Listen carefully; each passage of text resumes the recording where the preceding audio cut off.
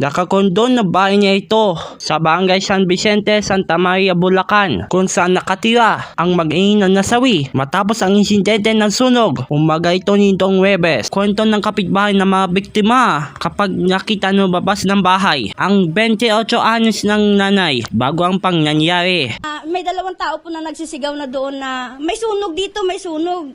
Yun, paglingon ko, umuusok na. Nagtulong-tulong na po silang giniba yung gate. Wala umano sa bahay ang padre de pamilya dahil pumasok sa trabaho sa Batangas. Kwento ng isa sa mga umesponde. Una niya ang nakita ng sunog at wala ng buhay ng isang taong gulang na batang lalaki sa higaan. Natagpuan niya sa loob ng mga banyo ang dalawa pa ito kapatid na lalaki, edad 3 at 6 na taong gulang. Narga ko po siya nang habang nasa loob, umiiyak pa po eh.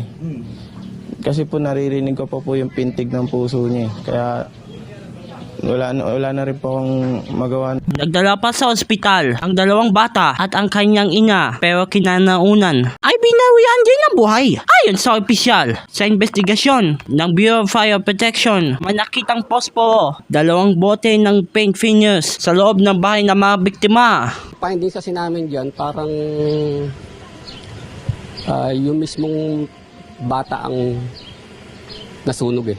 Kumbaga nadamay lang yung higaan niya, parang gano'n. Malakas po yung probability na siyempre nagsindi, hindi naman siya magsisindi na walang open flame. Dito nakita namin na parang secondary lang yung burning ng property, parang yung tao po talaga yung unang sinunog. Ayon sa barangay kapitan sa San Vicente, madaling araw na bagong nangyari na sunog, dumulog sa kanyang tanggapan at ina ng mga bata para maibablatter ang problema niya na mag-asawa. Pagkaharapin po sana namin, pero hindi na nangyari dahil kinabukasan, eto na yung bumungad sa amin na nagkaroon na ng sunog yung personal problem nila. Sinikap ng Photograde News Team na kulang ng pahayag ang padre de pamilya pero nakiusap siya. Hindi ito nagbibigay ng komento kaugnay na mangyari. Ako po si John Daniel Sibarso, may panindigan, baitang totoo lamang.